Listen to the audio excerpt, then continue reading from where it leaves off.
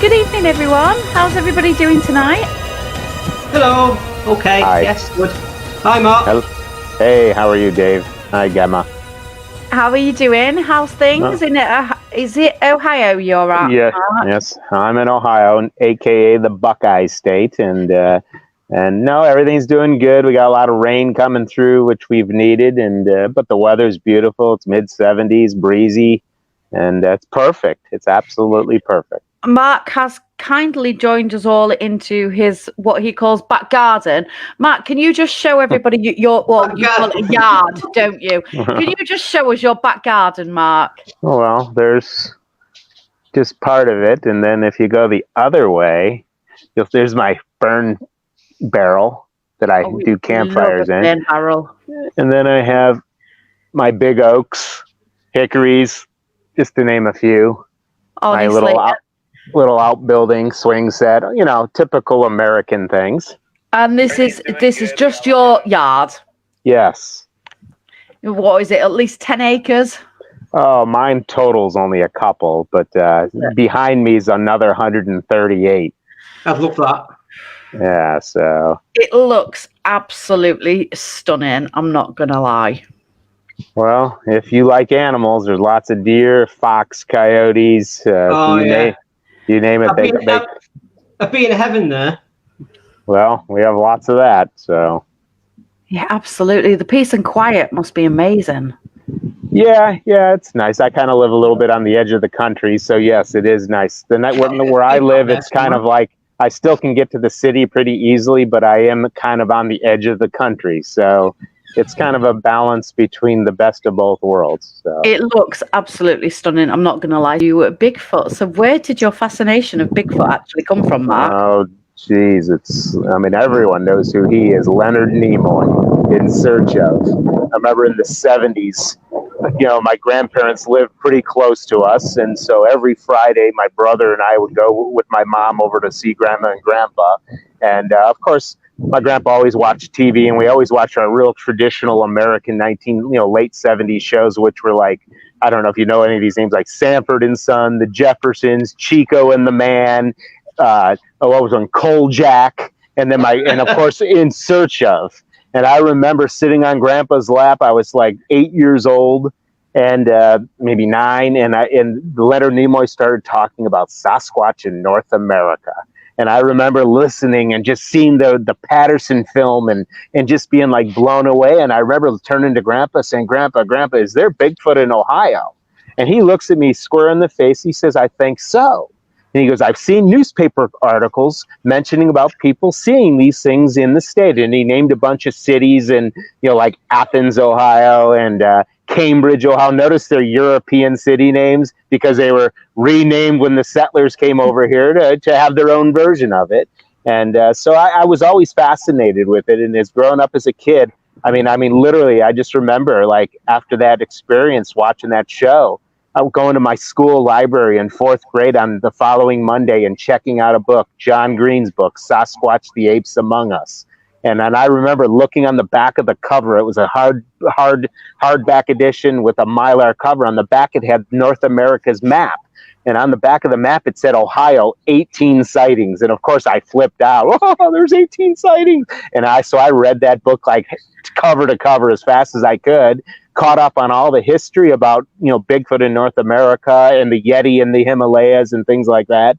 And I just was always interested. And as I was growing up, my grandpa would always call me on the phone. And whenever there was a Bigfoot program on TV, he always called me and let me know the time, what station, and everything like that. And my friends got to know me as, calling me Bigfoot because I was always interested in that. And when the Legend of Boggy Creek came out in the early 80s, we go to the movie theater and watch it, the midnight movie. And so it just became part of my culture and everything. And then lo and behold, I was like roughly about 18 years old, and Bigfoot was kind of not on my mind a lot. I was more into girls and stuff and, all that time. As you do. Yes, exactly. And then I just remember this girl's like, hey, you want to go to our family reunion? I'm like, yeah, I guess I can go. Where's it at? She goes, Tippecanoe. And I'm like, Tippecanoe? Where the heck's that? She goes, well, it's down south of New Philadelphia. And I'm like, well, where the hell's that too? And so I had never been that part of the state. So we go driving down there. And I remember we start hitting these foothills of the Allegheny Mountains, which eventually become the Appalachians. And I'm sitting in that eastern Ohio thinking to myself, look at all this woods. Look at all these hills and just nothing. And it was like that day, my Bigfoot meter just like turned back on. And I remember the whole ride just sitting there thinking, wow, there could be Bigfoots here. I can see how. And then so we ended up meeting her family, and they had like a 250-acre farm near Clendenning Lake, near a little town called Tippecanoe, which is in like east central Ohio. Very wooded, very rugged, lots of water there. And I remember thinking, how do I approach this family that just met me and ask them about Bigfoot? So while he was showing me like his Black Angus cows that he was raising, and he showed me his hay baler. And while we were in the barn, I said, hey, Bob, any strange animal reports around here? And he goes, well, what do you mean? And I said, well, just anything out of the ordinary. He goes, you mean like bears and cougars? I go, yeah, stuff like that.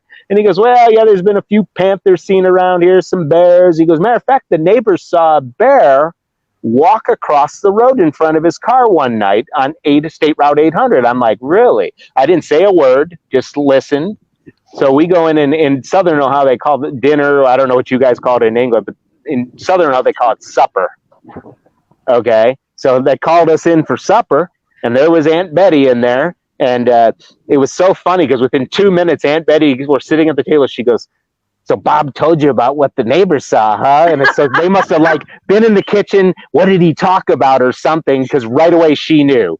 And I'm like, I looked over like, well, yeah. She goes, would you like to meet the witness? And I'm like, really? She's like, yeah. She goes, he just lives down the road on the right. So tomorrow morning we can go down and do this. I'm like, okay, cool, whatever. So here's me, 18 years old. Go next morning, we drive down about 1.5 miles down. The guy lives on the right side of the road. They lived on the left. And he had like an old beat up barn, an old beat up house. And he was doing blacksmith work in the barn. So she introduces me as her niece's boyfriend and, says, tell him about the bear you saw. So anyways, he goes on to say, he goes, well, I was coming home from the brick plant because he worked the midnight shift, got off at midnight at the brick plant in Uricksville, Ohio. And he goes, when I was coming down 800, right past Bob and Betty's house, that's where I was staying. He goes, the road kind of does this big S turn because there's a creek that goes underneath it. He goes, I hit my bright lights because I saw something on the left side of the road. And he goes, the bear was just standing there on the left side of the road. I'm like, really? And he goes, it did the most amazing thing. And I'm like, well, what did it do? He goes, well, it stepped across the road in 3 steps. And when it got to the 4-foot-high guardrail, it just stepped over it into the creek. He goes, I never knew a bear could step over a guardrail. He goes, it never went back down. And he did not say anything else other than that. And I just thanked him for my time. And we walked out. And the whole time, Betty was just sitting in the car waiting, smoking away, as I always said. She loved to smoke. And then so we get in the car, and she says goodbye to him. And we start backing out of the driveway, and I could see why she was backing out. She's staring at me. And I kind of looked over at her, and I said, yes. And she goes, what do you really think he saw? And I said, what do you think he saw? She goes, he saw a Bigfoot, didn't he? I said, bingo, you said it. Because I don't like leading a witness on any way. Never. If someone, you get so many reports where people don't even say the word Bigfoot. They just said the bear ran across the field on 2 legs and jumped over the guardrail or a fence. So darn well the bear's not running across the field. But you don't even have to tell them it's Bigfoot. You just let them think it's a bear. Thank them for your time because it gives more credence and credibility to the witness. And so after that, I was like, oh, Lord, there's Bigfoot in Ohio. And it was so funny. Betty looks at me and she goes, well, there's a guy over in Newcomerstown, Ohio, who has meetings. You want to go meet him? I'm like, looked over at her. Okay. And we drove all through these little foothills of Appalachia and went over to this little town called Newcomerstown, Ohio on the Tuscarawas River. And we go to the local library. She comes out with his phone number written on a piece of paper, and there was still a phone booth there. And on the phone booth, we put a quarter in and called, and he got his voice message. And So I left him the number where I was staying, and he called me that night, and he told me all these stories about Ohio's Bigfoot. And after that, I became hooked. And then within probably a couple years, I always told him I'd come down to it. He said he had meetings and all these things. And I said, I'll come down. And then I kept putting it off. And then one day I'm sitting there in the newspaper, reading the newspaper in the morning. And my girlfriend goes to me, she goes, hey, look, there's a Bigfoot conference down in Newcomerstown. Do you want to go? I'm like, oh, okay. So we go down to the Bigfoot conference. And this is like 1994. And so it's like, what do you do at a Bigfoot conference? I'm thinking, like, how do you dress to a Bigfoot conference? So here's me, and I'm young and, probably decent looking back in my early 20s. And so I'm dressed, I kid you not, I had like a sweater vest on, collared shirt, slacks. She was dressed in a dress. We walk into this place in Newcomerstown, Ohio. And I know there's bad areas in England too, where, there's a rough crowd. I walk in, it's an old union hall. We come around the corner and about 40 people are sitting in this old union. And when I say old as old can be, I mean, the floor shook when you walked on it. And they turned around and see the two of us all dressed up, all fancy. And they I see their jaws drop. I thought it was like in the movie Deliverance that they were going to just start eating us or something. And so finally I'm standing there like, maybe we should leave, I said to her. And all of a sudden this Don guy goes, are you Marc? I said, yep. He goes, welcome. And as soon as he said that, the look of them wanting to eat me went to like smiles, and the rest was history. And but the amazing thing is I sat there with my girlfriend for a few hours and heard all these people, not just from Ohio, but Kentucky, Virginia, Indiana, Michigan, Pennsylvania, and they're all explaining having encounters of a Bigfoot-like creature. So after that meeting, I told Don Keating, I said, hey, if you ever need anyone to help investigate these reports, I don't have any kids, I don't have anything like that, it'd be cool. And so that was the rest was history, and I started doing a lot of investigations with him. And so how do you investigate the alleged reportings of a Bigfoot? Because I mean, obviously, where we do a lot of ghost hunts as opposed to Bigfoot hunts, because that's not something that we tend to hear a lot of over here in the UK. I mean, don't get me wrong, there is lots of mythical creatures that are, of course, but Bigfoot isn't something that we tend to notice over here. So how do you start your investigation? Well, I mean, obviously, the first thing back in the original, before the internet was big, it was fielding the reports. And as you know, just like with ghost reports, if you don't get them on a timely fashion, it's real hard. You can go to any investigation and hear the stories and think it's credible, judging by the witnesses and the extra interviews and what they said, what they emailed you, what they told you. But then when you get to the physical spot and when you're there and it's a 2-month-old report, there's not going to be any physical evidence. So that's like a frustrating angle of it. And then when, of course, the internet and websites came out, and, I'm a curator for the Bigfoot Field Researchers Organization here in North America, which is the BFRO.net, which is like the world's biggest Bigfoot organization. And so we get reports that come in all the time through our submission form. So you can filter and weed through all the good, bad, and ugly reports and pick the ones that sound the most credible and do initial interviews with the witnesses based on what they told you and try to filter through these interviews. Because obviously, just like with ghost hunts, with anything, cryptid, anything, you look for inconsistencies. Absolutely. Like if they tell you it happened at 3:30 p.m. in the afternoon, and then you call them a week later and they say, well, it happened at 7:30 in the morning. Right then and there, red flag. Well, you have I mean, a lot of the time, going off memory isn't really recommended anyway, to be fair, because the memory does play tricks on you. It really does. I'm so sorry if you can hear that noise going past my house. It's too hot. I've got to have my window open. So because a lot of the time, the memory, we tend to remember things as humans. It's human nature to remember things as you want to remember them, not actually as it happened. So a lot of the time, like you say, you have to weed out the good information from the bad. So, how do you justify whether something's good information or potential falsified? Well, I look at it this way. If someone's going to take the time to submit a report fully detailed in writing, they took their time to do that. And if they're taking their time to submit a report, something with really good lead in and very good lead out, let's say, and if something just changes dramatically, because the biggest problem with any kind of investigator, regardless of any field you're investigating, is investigators have a tendency to get excited when they're hearing the information. And then what we do, not even knowing, is lead the witness on. Well, was it huge? Oh, yes. Did it have huge muscles? Oh, yes. Was its face a thick browish? Oh, yeah. That too. And then once again, that's a big. Describing me there, Marc. Well, you're describing me too. So I guess we're both nice looking then. So see, there you go. But no, I mean, I think that's the thing. I always tell people, I've been doing this a long time. I'm 51 years old, and I've been doing since I'm 18 investigating not just Bigfoot reports, other cryptid animals, cougar, bear, things like that, things that are not supposed to be in Ohio on a regular basis. And I always sit there. Let's just say Dave sends me in a report, real detailed. When I meet Dave in person, you're not going to get that from Dave. I'll send you it, Marc. Well, okay. Well, then you can. I'll give him the coloring book instead, and he can color what it looked like. See, there you go. Everyone has to have a coloring book. There's nothing wrong with that. Don't laugh, because some of the best witnesses ever were just kids, and they drew what they saw.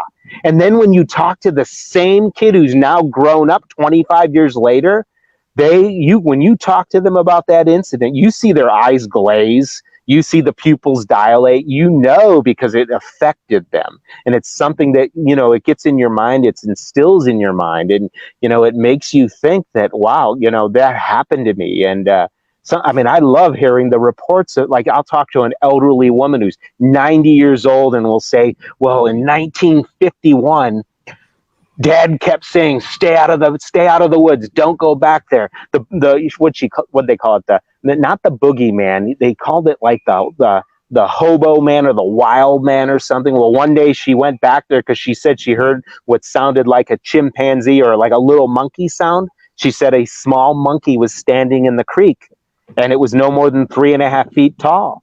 And she said she looked down at it looked up at her and just kind of didn't get scared. But then all of a sudden, she got growled at, and she looked up on the other side of the creek, and there's Mama looking down at her. And the little one then went up the bank behind Mama on its back and went back in the woods. She told her dad, and her dad basically scolded her for going back there.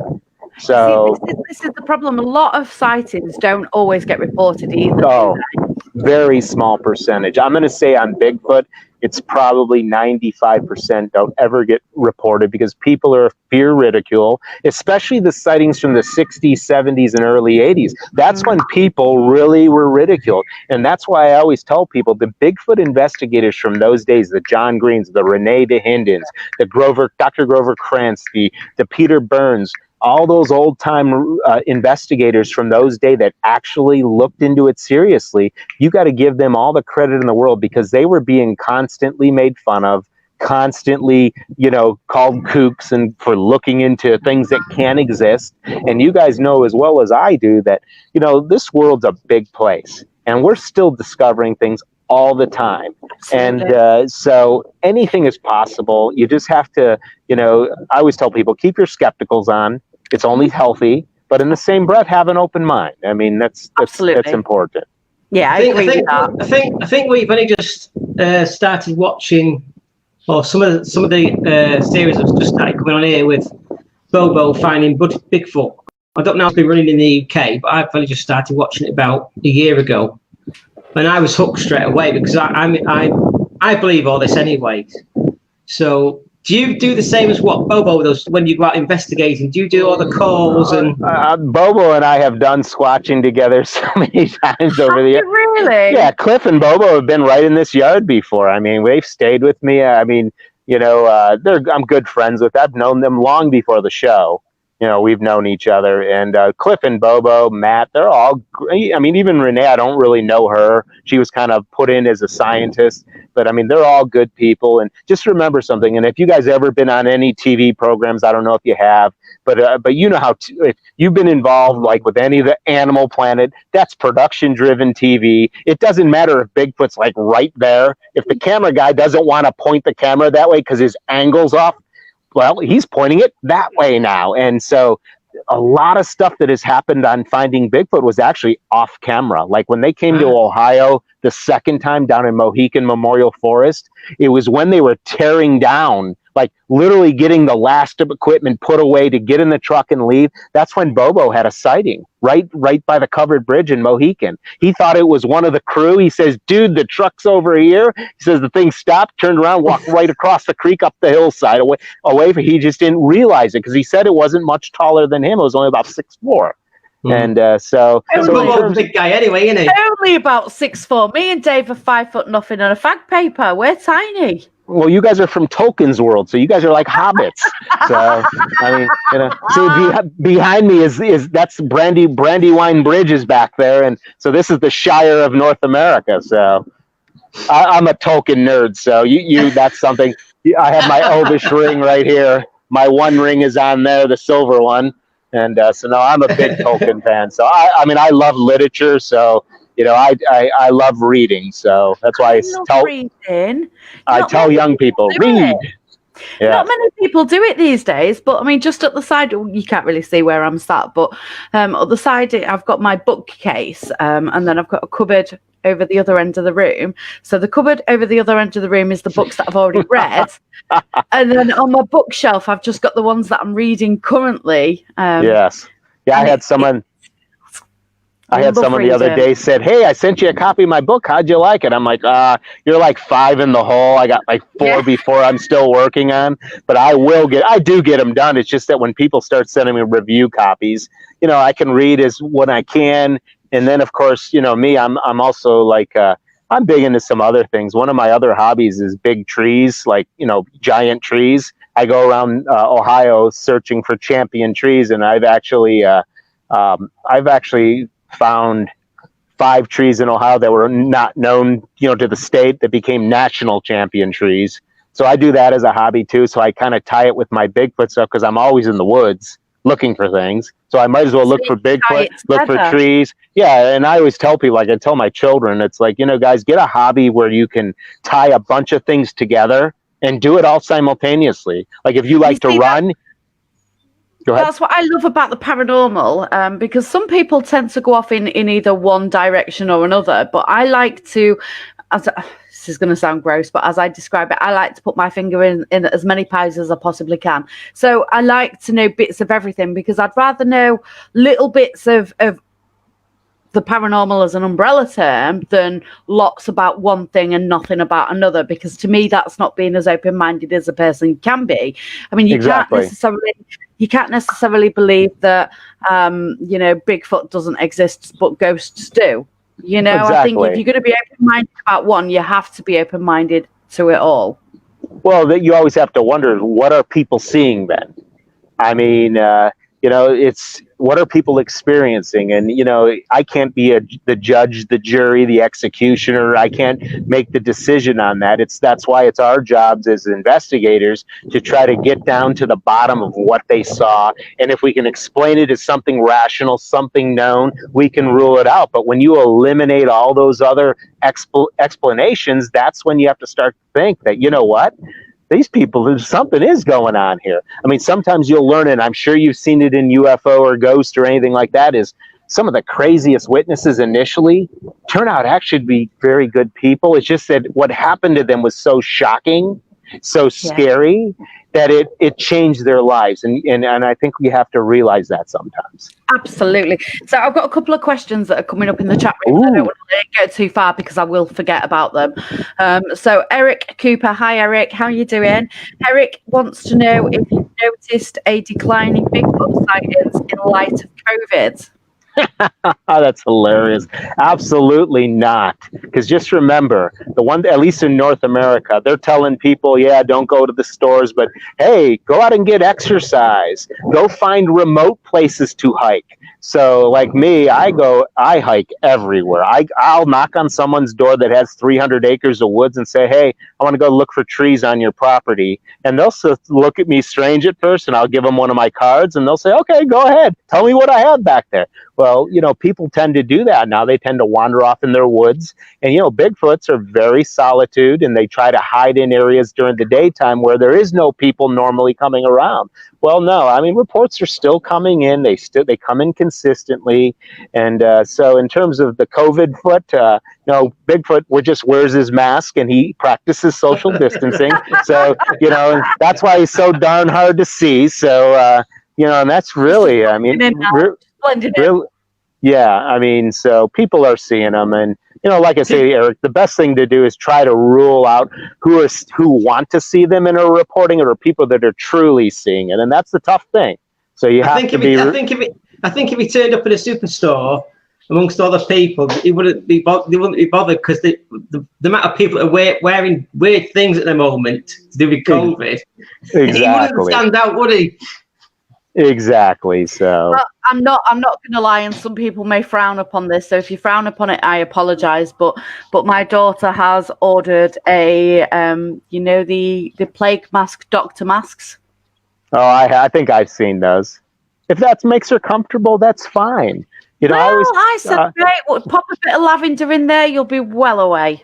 Exactly. You know what? You remember the movie from the 80s, Spaceballs?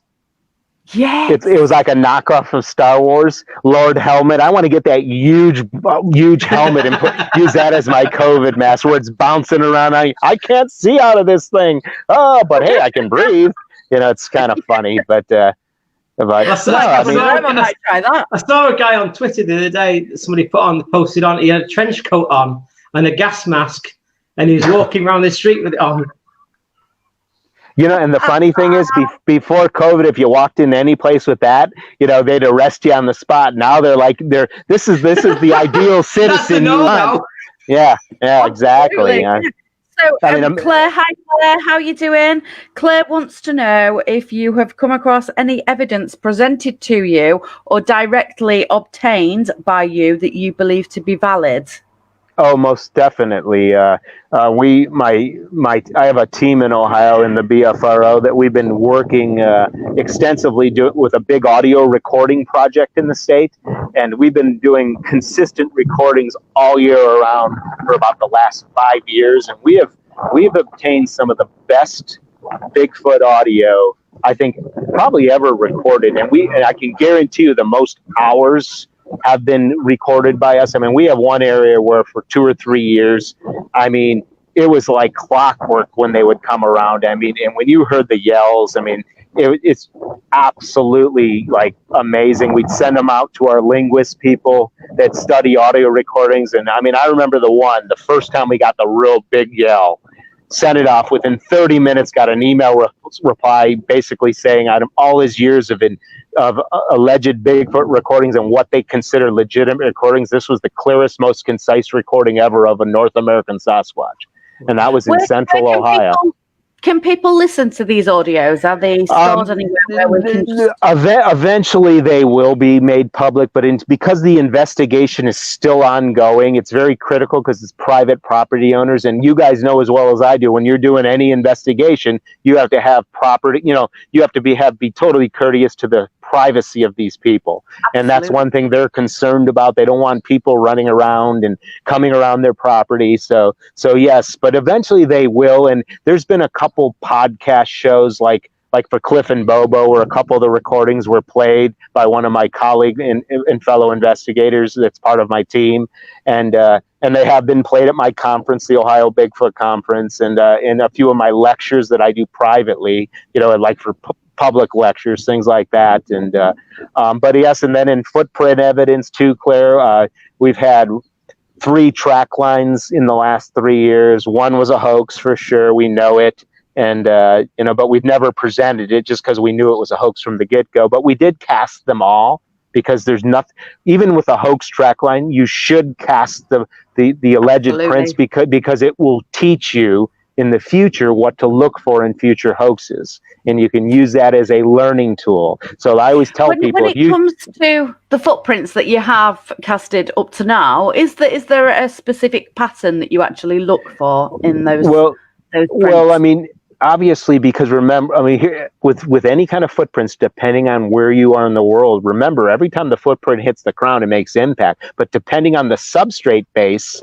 see, Ohio's clay and shale, so it tracks do not last in our state because of that. Where if you're out in the Pacific Northwest, where it's a much sand-based soil, tracks can be dropped down, and you could come back a week later, and if it didn't rain bad, they're still there, still visible. So, you know, we have to be very quick, very concise. But one thing I will say, we have 4 tracks, and they're all the left foot. 2 from 2 separate track lines, 1 from a different incident, where 4 of the tracks were analyzed by Dr. Jeff Meldrum of Idaho State University and Cliff Barrickman. And they were all considered to be of the same individual leaving the track at 4 different spots at 4 different times. So we kind of go ahead. Do they follow the road? Do they follow the same track when they're in the forest, like other animals do? Or No, because if that was the case, we would find them much easier. I think the great thing about Bigfoot is they're very nomadic in nature, which means they wander following food. When food gets used up, they keep moving on. I think with this individual that we got these tracks of, it was within about a 5 square mile area, which was heavily with a big waterway. There was the only way for it to get from one track of forest to another safely was going through this waterway. And that's where we just happened to be doing a lot of our recording projects, and luckily we had a mushroom hunter find one track and then another fisherman, and we were able to get there quick enough to properly document all the tracks and cast all the tracks. And once again, it'll be something that in the future there'll be a publication with it. So and that's what we're currently working. We're trying to be as scientific as possible, collecting the data properly, and then once it's presented, it will be presented, and I think it's going to go down as one of the best track finds of consecutive Sasquatch tracks ever recorded. So it's like people that you're always going to get the skeptics that say, "Oh well, it doesn't exist. Where's the body?" It's like if you see an alien, they want to know where's the body, you know. So how do you get around that? How do you try and convince a skeptic? And to me, I mean, that's kind of like the easiest explanation in the planet. You know, let me ask you two this: what does Bigfoot do that only we do?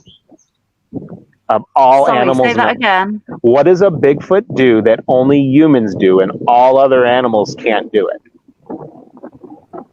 Think about it. What do we do every day? When you get up from the chair, what do you do?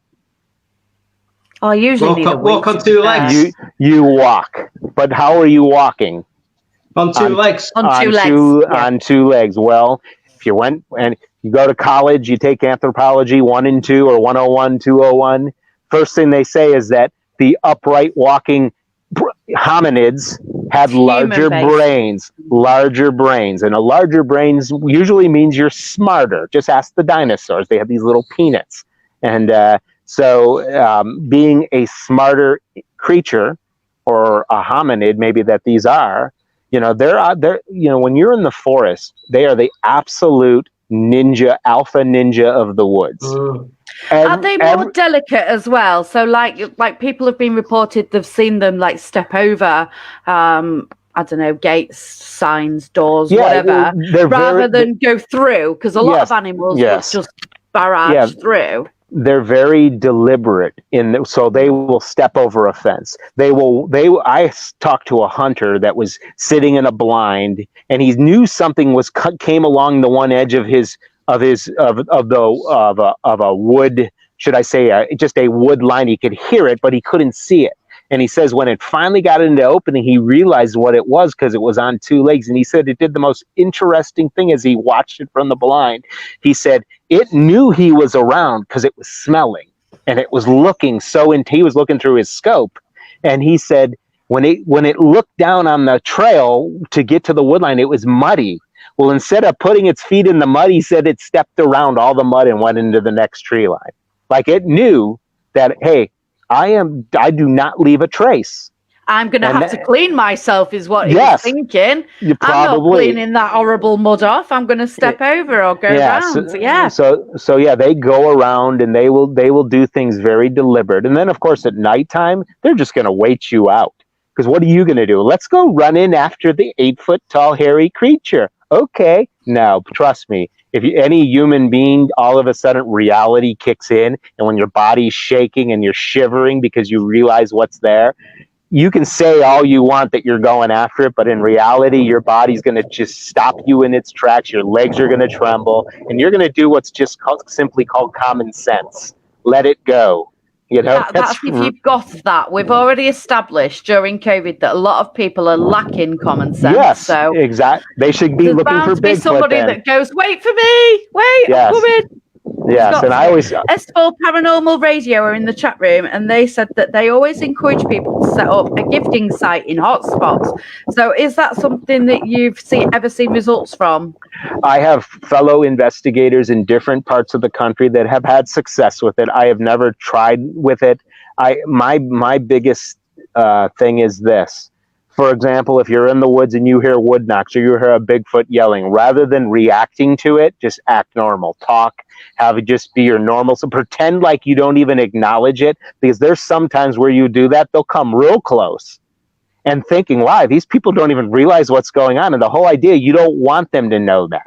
Because if you start doing wood knocks back, doing whoops back, they're like, oh, geez, they know we're here. Let's go. And they leave right away. Mm-hmm. I've had daytime stuff like wood knocks in the middle of the winter where I was with another investigator and the two of us heard wood, and they were so loud, you thought you would look up on the hill and there it would be, but it wasn't. And you heard it 3-4 times, but it was because we were in like this valley in this pinch or this draw area where there were hills on each direction. Yeah. So it could have been reflecting like and so we're looking around thinking it's going to be standing there, and it wasn't. And I mean, it's wow. I mean, some of the things that happen, but like I say, when you think of Bigfoot in the woods, it is the absolute alpha ninja. Remember, they're so in tune with nature. We are totally out of tune of nature. All you have to do is look at all these families taking their kids to the park, and they go walking on the hiking trail that you never see them before, and here they are because of COVID. And what are the kids doing? They're always looking at their phone. What are the parents doing? Always looking at their phone. They're standing there, and a Bigfoot comes up behind them and looks at their phone like, what are those? And they don't even realize the Bigfoot's there. I mean, really, I hate Twitter and Facebook. Yes, exactly. I always joke with people, maybe one way you can get a Bigfoot is if you leave like an iPad out in the woods with like Fortnite or Minecraft, maybe a young Bigfoot will come up and get hooked on it and become a junkie and won't leave it because it wants to play. I mean, that might be a way. Come knocking on your front door for a charger. Yeah, exactly. Plug me in, please. I mean, so, I always think that. This is the problem. It's the same with ghost hunting. A lot of people have gone all technical. So it's all singing, all dancing, equipment. But I think a lot of the time we skim over what we've naturally got, which is our own instincts. Yes. And, technology, I tell people, becomes a detriment because we become so reliant on it that when everything goes haywire and your batteries go dead, your light goes out, we become helpless. And that's why, like, when I hike at night, I typically don't use a light at all because I know the trails well, and I know that these things aren't going to harm me. They might yell, they might do something. But how do you know that they're not going to harm you? Has there ever been any reports of any aggression from an alleged Bigfoot? Of let's not rule out the fact that there could be other animals at play here. So but has there been any alleged? Yeah, of course there's been alleged where there's been anger and violence, but usually when you hear the whole story, it has something to do with a person shooting at them. And like you and I, if someone shoots at my family, what do? You're not going to sit there and say, okay, that's cool. No, you go in defense mode. Well, if people shoot at these things, remember, you're talking something that's 6 to 10 foot tall, and probably in the big ones weigh 1,100 pounds. And when you have that and it's pitch black, if they get their hands on you, it's over. It's you ain't going to say mama or anything like that. It's snap. That's it. And so have you ever come face to face with a Bigfoot, Marc? I saw one in 1997. I was 73 feet away from it, broad daylight, and I wasn't looking for it. It just happened. I thought I was being followed out by a cat because I would go, it would go, I would stop, it would stop, and that's typical stalking behavior of a feline. And lo and behold, as we played cat and mouse heading down to a dirt road, I hid a little bit in a pine thicket, and heard it go above me. And I thought, wow, this isn't a cat, this is a person, because it sounded like footfalls. And when I stood up to look over the pine thicket, I didn't see anything. I kind of looked back down toward the dirt road area. And then when I panned up, I see something squatted down on the hillside. And it was jet black. So when I saw jet black on a sunny day, what do you think I thought it was? A black bear. They're in Ohio. So I said, cool, a bear. I go to take my pack off. And then it goes from the squatting position to the full stand up and turns. That's where I saw the ears on the side of its head, the thick brow, the flat face. And I literally almost fell off the strip mine, because a strip mine in Ohio is like a little staircase because the trucks were driving down the tiers. Well, I was on one tier. It was on the halfway up the other tier. And I backed up so much in fear, I almost fell right back down the next tier. And so it was exciting. And here's all I can say is this. After that day, it was broad daylight, April 20th, 1997.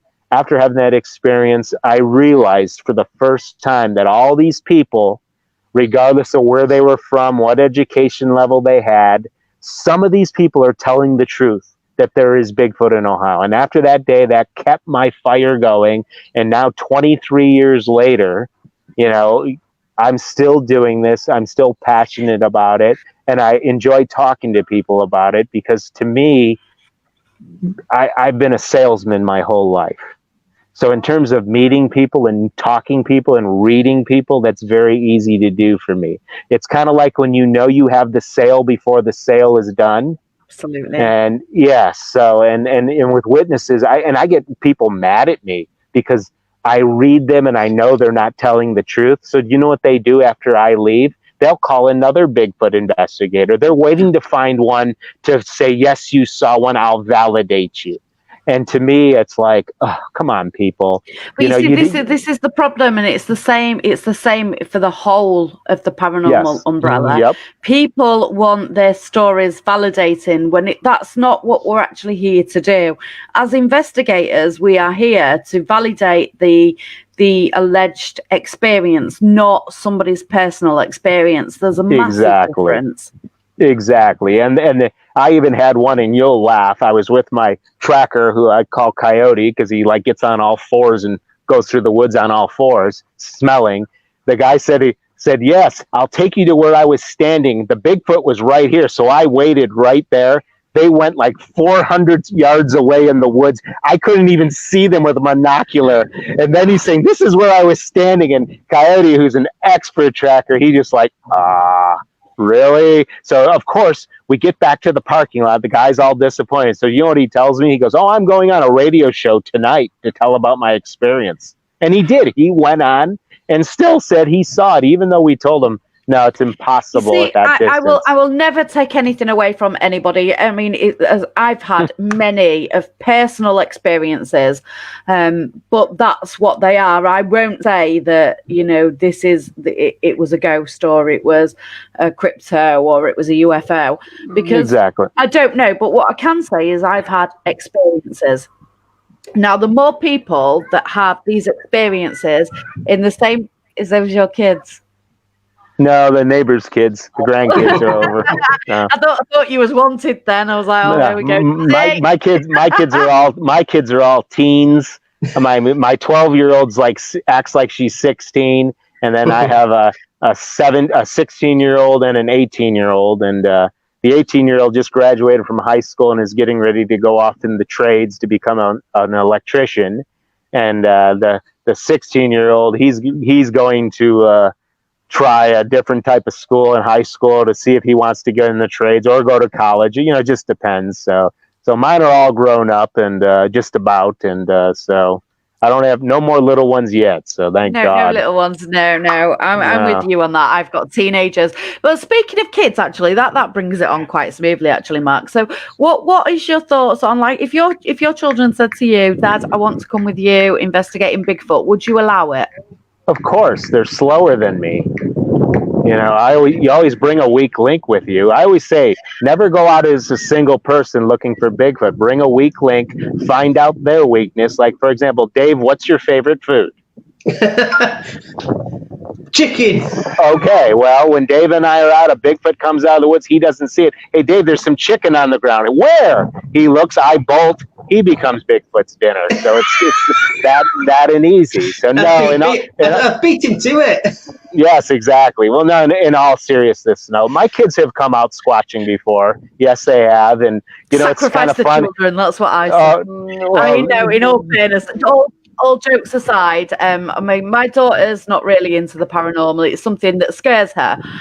She knows what I do. She knows all about it. She'll look at my books. She'll help me research, but it's not something that she wants to actively go out and do. So she's now 16, but my son, who is almost 18, he's the total opposite. He's been coming with me investigating since he was about 14, and he thrives off it.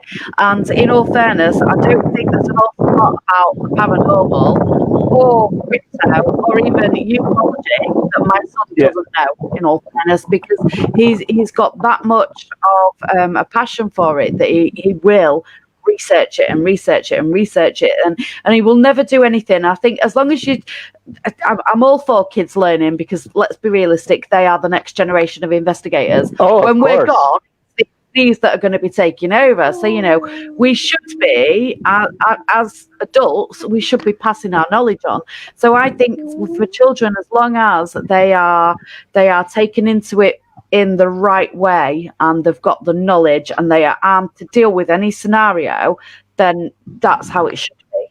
Well, yes, I have a lot of kids that have been coming to the Ohio Bigfoot Conference that I host every year, and at Salt Fork State Park in Cambridge, Ohio. And, you know, and I've been knowing these people since they were kids, and now they're young college students, and a lot of them are studying anthropology, biology, primatology. And it's like, it's great to see them still coming to the event, learning from the professors that speak and some of the investigators that speak, and applying it to their college studies. So when they do graduate and they do get a job in the real life, they still can have the interest, but have scientific background to help them validate a lot of their findings. And I think with Bigfoot especially, I truly see a great generation of up and coming PhDs that are going to seriously look into this subject, to the point where I truly believe in the next, 25, 30 years, that these are going to be proven to exist. And it's going to be because of this young generation, and they're very passionate.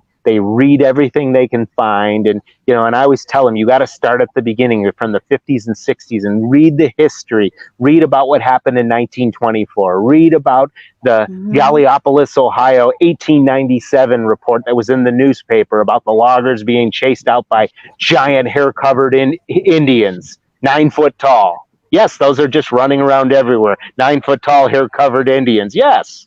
But the point is, let's look at it realistically. That was pretty much the alpha case. Exactly. So, I just want to see the young generation learn, and we have to be good mentors for them. We have to be able to be that extension for them, where if they have questions, they shouldn't be afraid to come and ask, because as far as I'm concerned, I want everyone to see a Bigfoot. I would, even in my main research areas, like the main portions of the state, when I do lectures throughout the state, people say, where should I go? I'm going to tell them where I've received the best reports in those areas, because you want to hope to heck something might happen for them. Absolutely. So you do lectures, it's something that we touched upon earlier. So what is involved in your lectures, and are they just in Ohio, or I've done out of state, but mostly in Ohio. I get invited on the lecture circuit throughout the whole state, and so I basically just tailor my lecture to whatever part of Ohio I'm in and talk about the reports that are coming from those areas, so the people that live there can visualize and understand what is Bigfoot looking for, why would they be here, and even if they're not, I think rain's coming, and even if they're not, yeah, it's okay, and even if they're have not, you got an umbrella? Oh, I can go and I can just walk and move inside my garage. It's not a problem. But like I say, you have to sit there. I adapt my talk basically to where I'm at because I want them to know. So do you just do your lectures for adults, or is it for children as well? My lectures are absolutely family friendly, and I try to get the kids involved. And I'm the kind of person where I bring a bunch of Bigfoot stuff, books and stuff, and I give away a lot of door prizes, especially stickers and books for young kids to read, because I think if you start them at a young age, you kind of instill that, hey, even if you don't believe, which is cool with me, because I truly believe you should always be skeptical on anything until you research it on your own, delve into the topic, and maybe talk to someone that maybe has claimed to see one. You can make your judgment better that way, rather than just saying, "Oh, Bigfoot's real for sure. Bobo said so," something like that. And but is Bigfoot a completely different species then, or is it related to something else? It's really hard to say, and I think it's on the hominid edge, like we are. But I mean, I could be wrong. I'm no expert. I am someone that just collects data, interviews witnesses, have been doing it a long time, but they're truly, like in any field, there is no experts until there's a body on the table that science studies and says this thing's real. When that happens, a lot of the stuff that all of us investigators have compiled, we'll actually see who collected the best data. You know what I'm saying? So it'll be kind of fun and cool, and in any which way, form, or shape or form. I have no interest in hurting one of these. I think they could potentially, you said that there's the difference in height. Yes. So, you got to think, especially with the offspring, because the offspring is going to be smaller. So, they're going to be small. It's the same as human. I don't necessarily believe, absolutely little tiny feet. I don't necessarily believe that any two are going to be the same, just like people. Same, exactly. Yeah, there's pretty Bigfoots, there's ugly Bigfoots, there's blonde Bigfoots, there's red-haired Bigfoots. So yes, I mean, to sit there and have this perfect atypical looking Bigfoot, no. Depending on where you're at, how they were raised, they could be in an area where they get shot at a lot, so they become mean Bigfoots. I mean, there's other Bigfoots that might be happy Bigfoots. So it's just all depends on what the situation is. It's like your environment around you. I mean, if you live in a really, nice area and you have nice people in your life, you tend to be a nicer person. So it's just that's same with Bigfoot. So what would you say to anybody that's wanting to start out in investigating Bigfoot sightings? Because like I say, I would love to come over, to be fair, because I would love to go on a Bigfoot hunt. But it's not something that we necessarily have here. So I could trek around woods all day. Well, what you guys should do on May 1st of next year is the Ohio Bigfoot Conference 2021 at Salt Fork. You should come to Ohio. You should plan now, and if you guys come in on your own accord, I'll put you guys up for 4 nights in the hotel at Salt Fork. I mean, that wouldn't be a problem. I'll put you guys up, and then you could come experience. And the thing is, you could even do a live podcast there, right there during the event. And that would be awesome. And we've had some people come from Australia do it, Japan, and do it. And it would be a real good experience. And the cool thing is you can sit there and just listen. And when you see the sheer amount of people that come to this event, I mean, I think would last have my notebook. Yeah, there was last year. They said there was like 4,000 people came through. So when you have that many people from all over the country, even out of the country, coming to an event to talk Bigfoot. I knew right then and there when these events started getting that big, where we were selling tickets out like in 1 minute, 400 tickets gone. I mean, you'd sit there, how you'd have your PayPal set up and your phone would just absolutely explode like a volcano because there were so many things coming through at once. it was like, wow. And people then would be messaging you. I had a ticket in my cart, and by the time I pressed pay, it was said I couldn't get it, and they're going crazy. So yeah, you guys should consider that, because I think, do you know what? I would love to. yeah, like I say, just plan in advance, and especially now, you could probably get an airline ticket pretty darn cheap. Yeah. You could take COVID flight 2187 to like Cleveland, Ohio, and just wear your big oxygen mask, and like mustard gas mask or something, and come over that way, and heck, I'll even pick you guys up from the airport if you need a ride. See? Yeah. I mean, Marc, that's why you're telling me this, honestly, and you've said about books earlier, so I'm going to be booking a flight by the time we finished.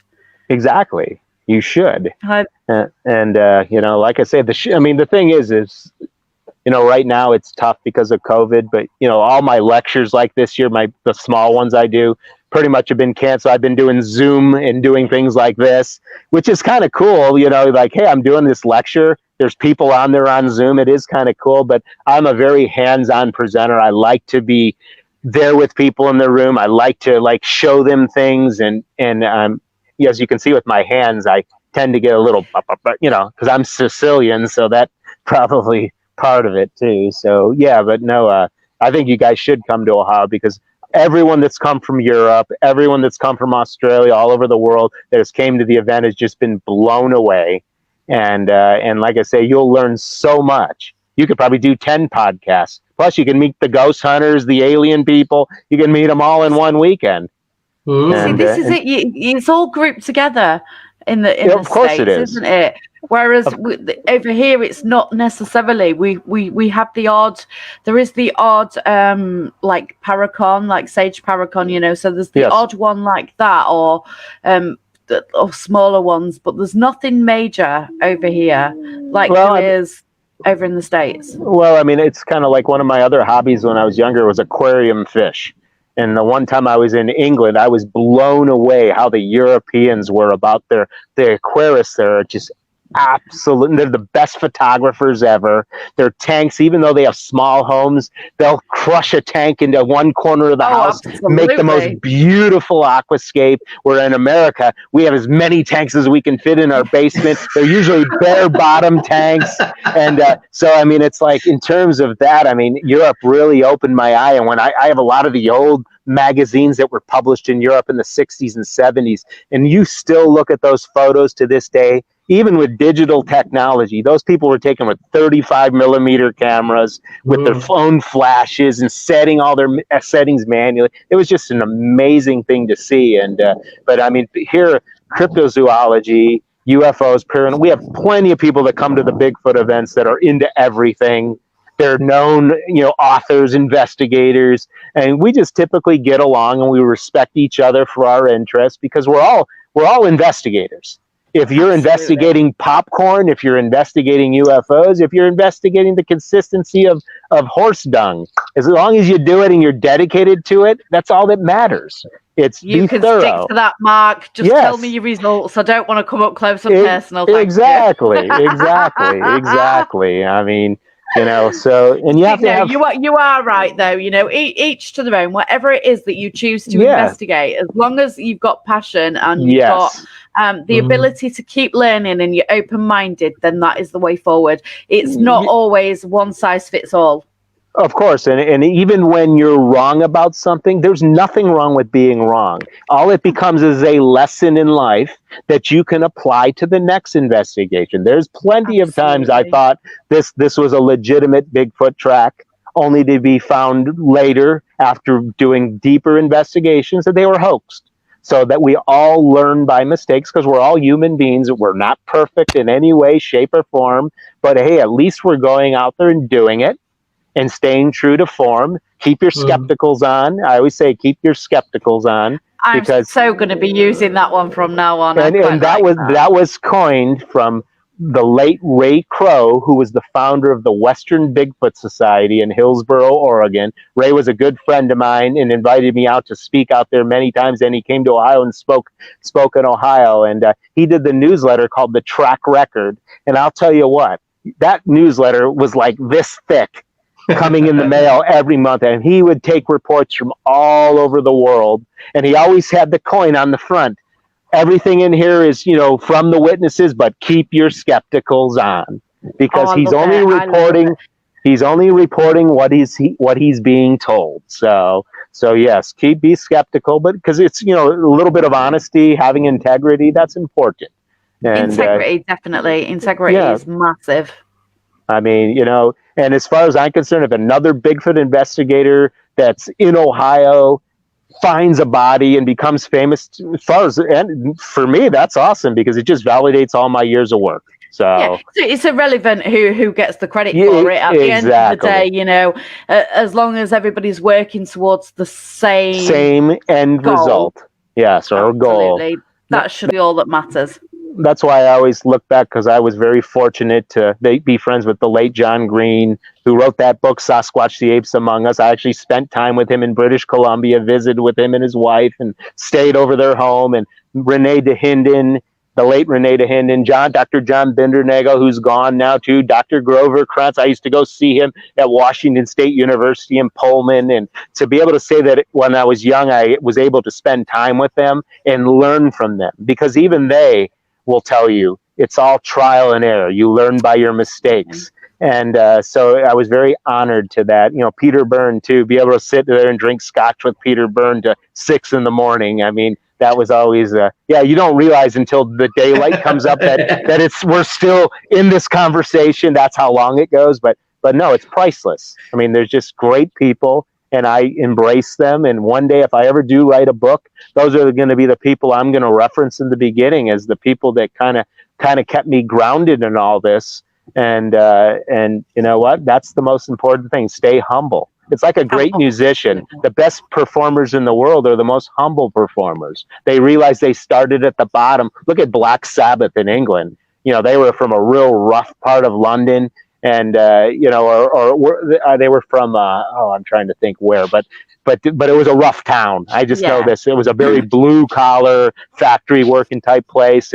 But I mean, look, they paid their dues, and their fans to this day still follow. Even though Black Sabbath to me is it's okay, but I respect them for that. Yeah, I mean, absolutely. you have to respect them for paying their dues. I mean, my favorite band in the world is AC/DC, and I still remember, like in junior high, all the girls saying, "That's acid rock. They're terrible. They like all their bebop music." And I remember telling them, there's going to be a day when we hook up again at our class reunions where you're going to say you were right, because AC/DC was like fine wine. It only got better with age, and they never went away. Where all these other bands, I always said they're at the car wash being the squeegee person now, because they were one-hit wonders. And at my 30-year class reunion, a bunch of girls came up to me, or women, and said, "You were exactly right about AC/DC." I said, "I knew," because as soon as I heard that band on 33 on the vinyl records, I remember saying to myself, wow,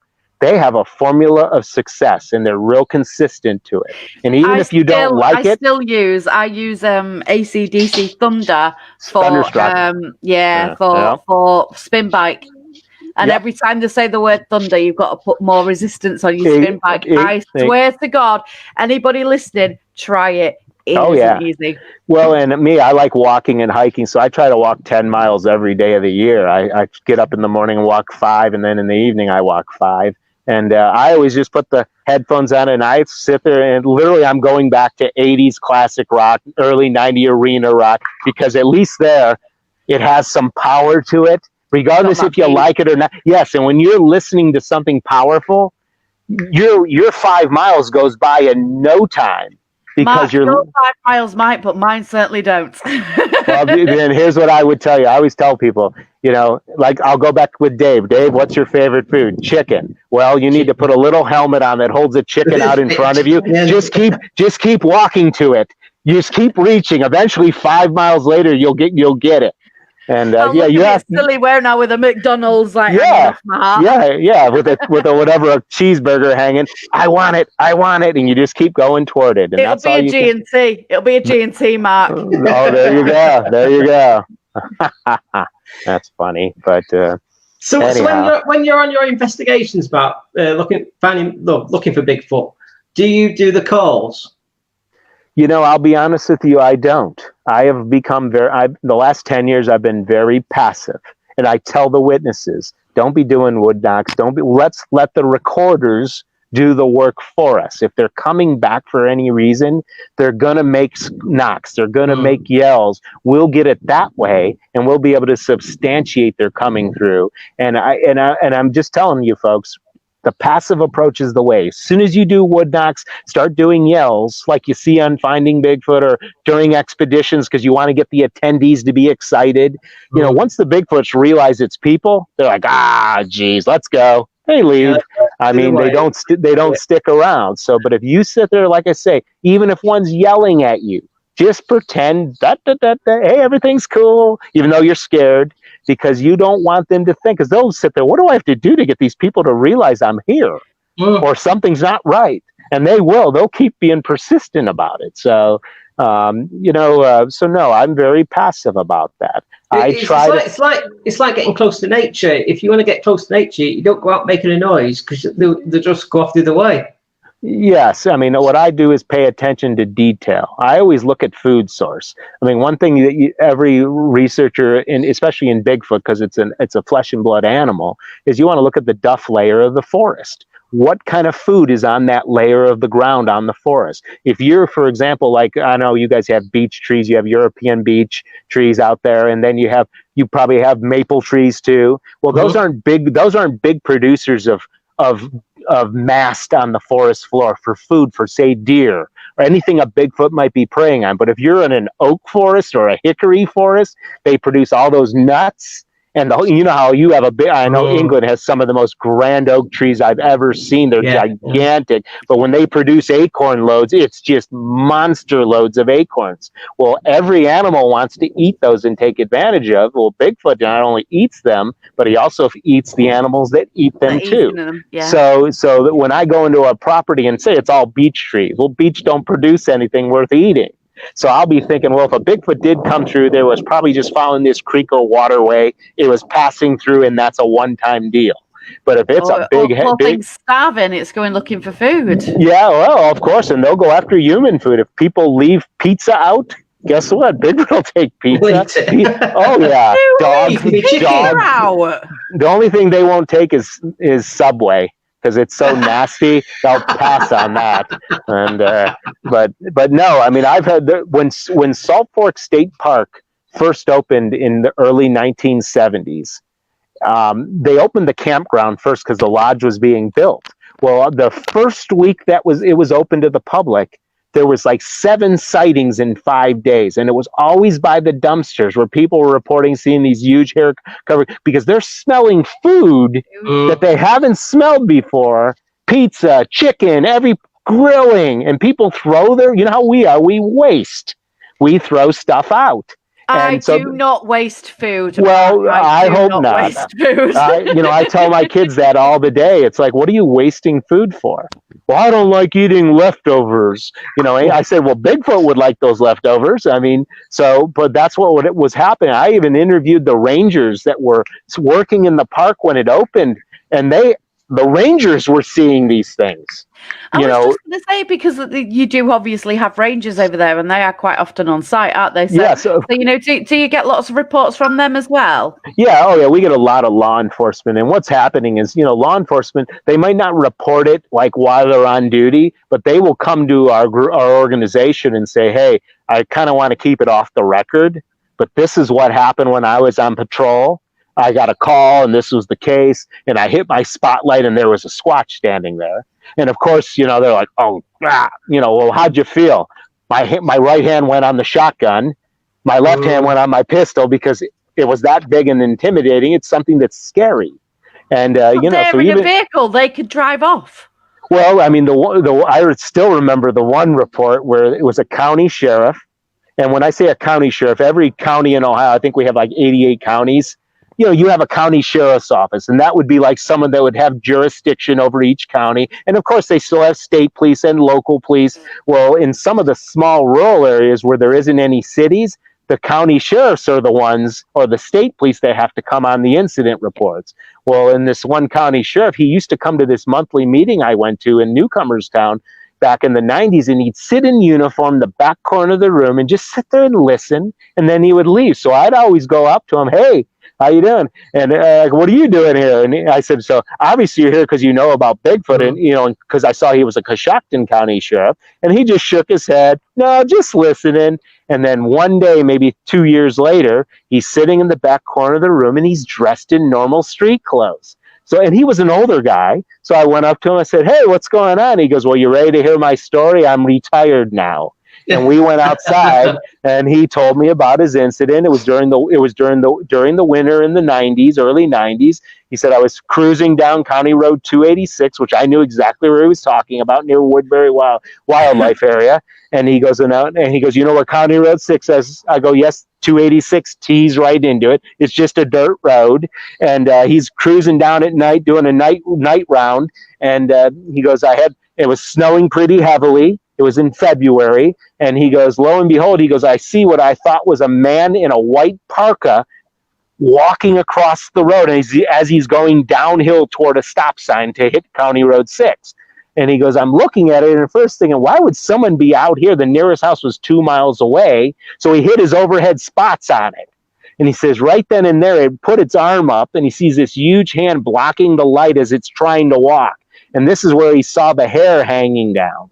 And he says, well, what this was, he goes, it wasn't your typical Bigfoot. He goes, it wasn't black or brown. He says it was grayish white in color.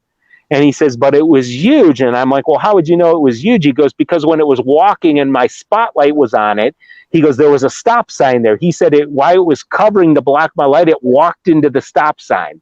And he says when it hit the stop sign, he says it flattened it, knocked it right over. It gained its balance, and it continued following the telephone line into the woods. And he goes, I spotlighted it the whole time. He says it covered the hill like nothing, and down the other and up the other. And he goes, I was terrified. I'm like, well, like you just said, you said, well, he's in the car, right? He goes, well, my problem was it knocked the stop sign down. Well, I had to call the county and have them send out street workers to place it back up. So I had to sit there with my lights on the whole time. And he goes, I had everything going, lights everywhere. And he goes, the whole time I'm with my hand on my gun and my shotgun, thinking this thing was going to come back and lift my car up. And here's the thing is, to sit here and say, well, he's in a car. Why was he so scared? But then, let's be realistic. The human emotion is fight or flight. And he goes on to say, he goes, I'm trained to observe things. I've been doing this for 34 years. And he says, when it hit the stop sign, he says the top of the stop sign was up to about its bottom of its shoulder. And well, when the county guy came, he asked him, what's the height of the sign? And he goes, 8'9" off the ground to the top. Well, it was up here on the creature. So he estimated the creature was every bit of 10 foot tall or more. Wow. And the funny thing is, all those years we were doing this investigations down in this Woodbury Wildlife Area, the story was there was this big white Bigfoot there. So that's the Bigfoot he saw, was the big white one. And, and that creature was being seen from about 1984 all the way to the mid 90s. And then all of a sudden he was gone. Like the reports of him kind of declined. And the ones that were being seen were your more traditional colors. So did he die? Was he old? I don't know. Did he get outcompeted by another alpha male? But he was a huge creature. I mean, he said it was almost 4.5 foot wide at the shoulders. It was huge. But he said it terrified him, even though he had a shotgun, even though he had a handgun, it terrified him. Did they stay in family groups then? Here's one thing I will tell you, people new to Bigfoot, or you want to look into Bigfoot. When there's one Bigfoot, I guarantee you there's another. Because if the one's being seen, there's others around close that aren't being seen or are watching you. So please be aware, that when one's letting you see it, you better look around, because there's probably another one or two just waiting for it, or across the road on the other. Kind of like when you see deer cross the road, one comes out, and when you see it turn and look the other way, that's because it's waiting for its other ones to come. So yeah, they're definitely in groups. They have to be, because they keep an eye out for each other. Their sight has to be amazing. Their smell has to be amazing. There's like I tell people, you can sit there and put all your scent cover up all you want. It's not going to do anything, because you brushed your teeth in the morning, you took a shower in the morning, you've given yourself away. and you might just smell normally. They know you're there. If you anything, you should dress in, not camouflage, dress in something like this with the brightest colors in the world, because, hey, here I am, buddy, because you'll probably have a better opportunity. They'll probably say, who's this doofus, and just not worry. And, you might have, yeah, what's that dude doing? He's singing and he's, has headphones on. That's probably more likelihood to have an encounter, because you're acting natural. You're being normal. And, that's how it goes. And, yes, it's just one of. If anybody's got any questions for you, Marc, because I am quite conscious of the time. We've been going for quite a while now, obviously.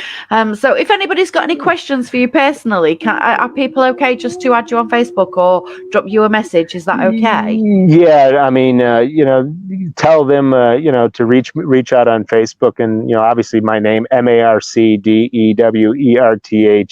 And if you message me, because I do look in the other box, it might take me a while to reply because of all the stalkers and everything and all the weird. Oh, trust me. I mean, come on, you have to get this being on a pod where you get every weirdo in the planet. I already had a friend. Yeah, it's funny. It's because I had a friend request before there, and it was Gemma. So it's like, oh, geez. I'm thinking she's legit. That's me. Yeah, exactly. So it's like, everyone reaches out, and it's like, you might have a Bigfoot texting you saying, what you up to? I'm following you. Well, see what I do when the Bigfoot texts me or messages me. I ask them, should I friend this person or not? They give me the thumbs up or the thumbs down, because I mean, even they have like standards and stuff. So I passed the muster, everybody. The muster. Yeah, message me on Facebook would be the best thing, and or my email address is. I'll do this one. Ohio Bigfoot Conference, all one word, at AOL.com. Yes, I still have an AOL account. that dates me big time, but Ohio Bigfoot Conference, all one word, at AOL.com. What I'm going to do, Marc, is because I believe that link is actually on your Facebook page, isn't it, for that email address? So I'm going to grab it off, if that's okay, and add it into the chat room. Yes. Yes, that's fine. So that way people can get hold of you and ask you any questions if they want to. I'm just doing that now, so keep talking, guys. Sorry. One last question from me, Marc. The Patterson video, real or fake? Oh, absolutely real. I've been to the actual location 3 times over the many, many years. And it doesn't look anything like it does today, but back the first time I went there, I think it was 13 miles one way to get into it. It's so far off the beaten path. If anyone was going to take the time to do that, why would they do it there? And I know Bob Gimlin well. Bob is a genuinely honest man. And Gemma, make sure it's the right Facebook page too. Why is it two? Because there's an imposter Ohio Bigfoot Conference page. Oh well, just put my personal self. I took it off your Facebook, so it should be off my personal page. I did, yeah. Okay, make sure it's the right one, and it should say Ohio Bigfoot Conference with the speakers' names on it. And there's absolutely no pressure there, peeps. Is there no pressure at all? Yes, there you go. But no, the Patterson film's definitely legit. People can say all they want until you've actually gone to the film site and actually realized where it's at in Bluff Creek.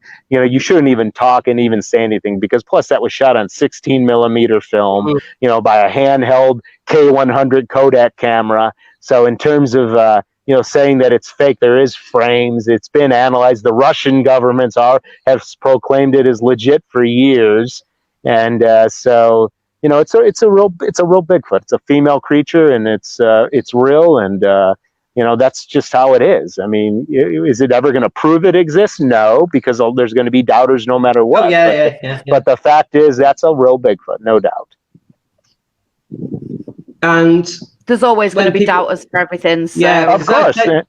Like they say, the doubters are always going to ask, "Is there a body? Can you find a body?" But if they die, okay. My theory is that the one that dies, obviously the family member or the family members will bury it. they bury it, or they do But like will they be eaten by other creatures? Because let's face it, in the animal kingdom, you eat what you find.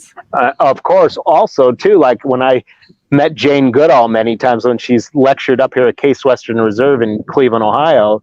And Jane always says, like with orangutans and different chimp populations she's studied, that when one of their own died, their own clan would eat the body because they didn't want the other clan to eat the body. So you could get that too, because if you think about it, something that needs high calorie intake, food is a premium. So possibly they eat their dead, or like what Dave said, possibly they do bury them. And you know what? Once again, we get back to bipedal locomotion, larger brain. They're in family units. They love each other like we do with our families. So that's quite possible too. But in terms of finding one dead, if one gets shot, gets run over, and there's enough people there where the other family can't come and do anything about that. That's going to be the luck of the draw. Some farmer's going to look in his ditch where one got hit and there's something here, and the rest is going to be history. So like I say, I wouldn't want to be anyone who shot one. I would hope one would be found that died of natural causes would be probably the thing I would want. But that would be best case scenario, definitely, without a doubt. Of course. So, but yeah, I mean. There's all different things you can think of, but Bigfoot's alive and well in North America and all around the world. And if you think about it, anything that was part of the main continent, Pangea, any section of it has some type of Bigfoot-like creature in those continents. Anything that's a volcanic island that wasn't part of Pangea, like Hawaii, there is no Bigfoot-like creature. So, so it goes to show you that when all the continents were connected, that these things were moving around, just like when the original Native Americans came over into North America following the Bering Land Bridge. They were following food, what they were hunting. Well, the Bigfoots that followed over to maybe from China or Russia were doing the same thing, following food. And that's how they became isolated. So... And based on food source and what parts of the world they're in, some are going to be big, some are going to be skinny, just like with people. They're all different, but they're probably related in all different ways, just genetically, but who knows? It's hard to say. But absolutely. Yeah. Well, Marc, I think we should really call it a day there, because I think my children are knocking on my door, so I think they want it. So, Marc, thank you so much for joining us tonight. It's been an absolute pleasure. My pleasure. And like I say, consider coming next May. And if you do, let me know. Like I say, I'll put you guys up. I'll get you down there and back. It's not a problem. We always take care of people coming in from Europe. So we're good people. We're Buckeyes. So it's definitely going to be something that I'm looking at without a doubt. But thank you so much, Marc, for sharing your knowledge with us and your stories. It sounds absolutely amazing, and hopefully we'll get over there and we can come Bigfoot hunting with you, because that'd be awesome. Oh yeah, we'd have a lot of fun, and who knows, Cliff and Bobo will be there next May, so you'll even have more fun. See that? Anyhow, but okay. Well, hey, put that candy cane right in front of me now. Yeah. It's like exactly. Well, hey, thanks for having me on, and it was nice meeting the two of you. It was a pleasure, a joy. Yeah. I had a great time, and like I say, just keep on rocking. Oh, definitely. And for everybody watching at home tonight, thank you so much for joining us. It's been an absolute honour to have you all here with us, and we will see you again next week. Take care, everyone. Guys. Bye, everyone. Take care. Bye-bye.